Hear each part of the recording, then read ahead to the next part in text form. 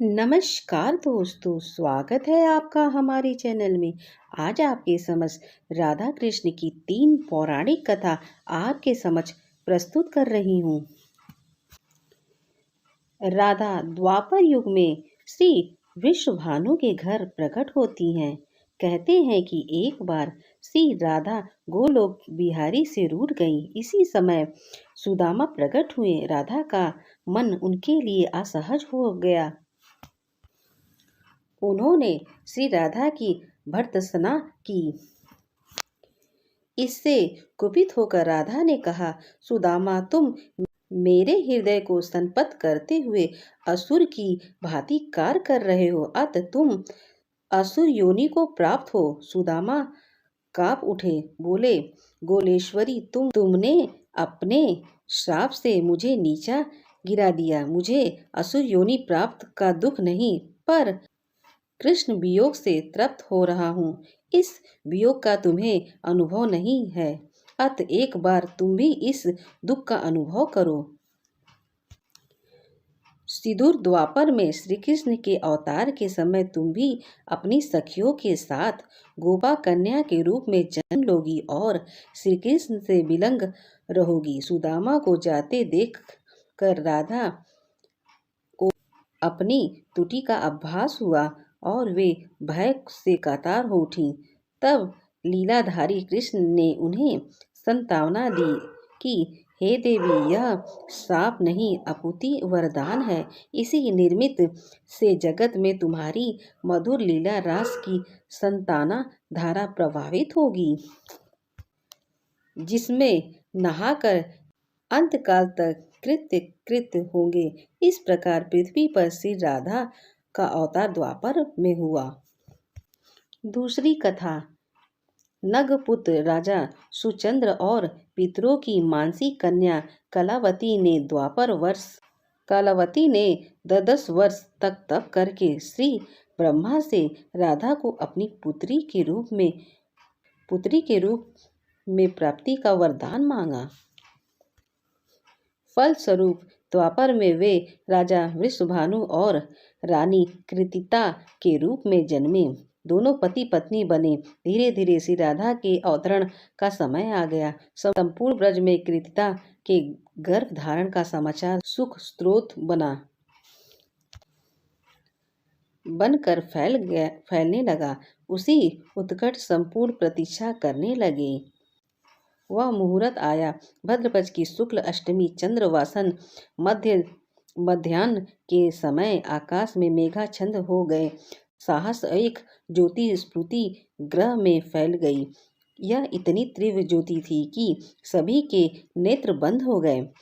एक क्षण के पश्चात गोपियों ने देखा कि शरद चंद्र की क्रांति के साथ एक नन्ही बालिका कृतिका मैया के समक्ष लेटी है। उनके चारों ओर दिव्य पुष्पों का ढेर है। उनके अवतरण के साथ नदिया की धारा निर्मल हो गई। दिशाएं प्रसन्न हो उठी। शीतल मंद पवन अरविंद से सौरभ का विस्तार करते हुए बहने लगी। तीसरी कथा, पद्म पुराण में राधा का अवतरण। पद्म पुराण में भी एक कथा मिलती है कि श्री विश्वभानु यज्ञ भूमि साफ कर रहे थे तो उन्हें भूमि कन्या के रूप में श्री राधा प्राप्त हुई। यह भी माना जाता है कि विष्णु के अवतार के साथ अन्य देवताओं ने भी अवतार लिया। वैकुंठ में स्थित लक्ष्मी जी राधा के रूप में अवतरित हुई। कथा कुछ भी हो, कारण कुछ भी हो, राधा बिना तो कृष्ण ही नहीं। राधा का उल्टा होता है धारा। धारा का अर्थ है करंट, यानी जीवन शक्ति। भगवत की जीवन शक्ति राधा है। कृष्ण देह है तो राधा आत्मा। कृष्ण शब्द है तो राधा अर्थ। कृष्ण गीता है तो राधा संगीत। कृष्ण वंशी है तो राधा स्वर। भगवान ने अपनी समस्त सचारी शक्ति राधा में समाहित की है। इसलिए कहते हैं, इस नाम की महिमा अपार है। श्री कृष्ण स्वयं कहते हैं, जिस समय मैं किसी के मुख से र सुनता हूँ उसे मैं अपना भक्ति प्रदान करता हूँ और ध शब्द के उच्चारण पर मैं तो राधा नाम सुनते लोभ से उसके पीछे पीछे चल देता हूँ। राधा कृष्ण की भक्ति का कालांतर में और निरंतर विस्तार हुआ है। निर्बक बल्लभ, राधा वल्लभ और सखी समुदाय ने इसे पुष्ट किया। कृष्ण के साथ श्री राधा सर्व देवी रूप में विराजमान है। कृष्ण जगत को मोहते हैं और राधा कृष्ण को। 12वीं शताब्दी में जय देवी जी के गति गोविंद रचना से संपूर्ण भारत में राधा कृष्ण के आध्यात्मिक प्रेम का जन जन में प्रचार हुआ। प्रश्न उठता है कि तीनों लोकों का तारक कृष्ण को शरण देने की सामर्थ्य रखने वाला यह हृदय उसी राधिका का है जो पहले राधिका बनी, उसके बाद कृष्ण की आराध्य हो गई। राधा को परिभाषित करने का सामर्थ्य तो ब्रह्मा में भी नहीं। कृष्ण राधा से पूछते हैं, हे राधे, भागवत में तेरी क्या भूमिका होगी? राधा कहती हैं, मुझे कोई भूमिका नहीं चाहिए कान्हा, मैं तो तुम्हारी छाया बनकर रहूंगी।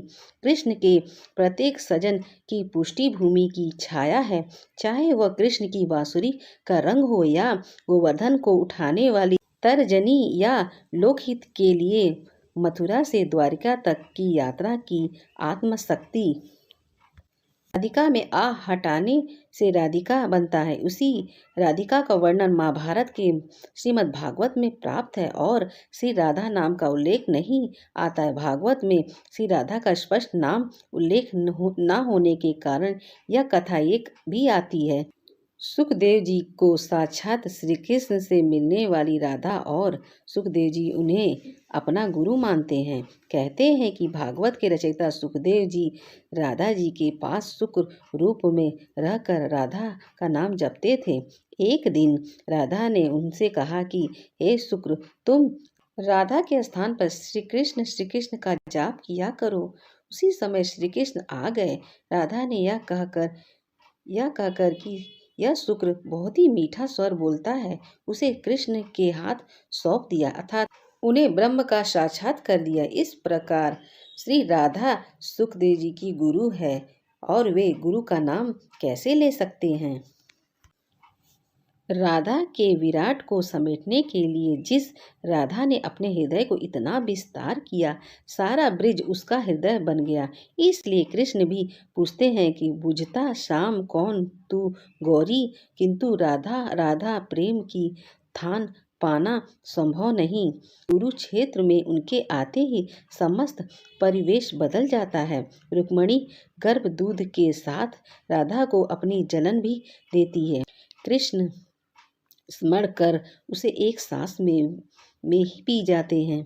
रुक्मणी देखती हैं कि कृष्ण के पैरों में छाले हैं, मानो गर्म खौलते तेल से जल गया है। वे पूछती हैं, फफोले कैसे?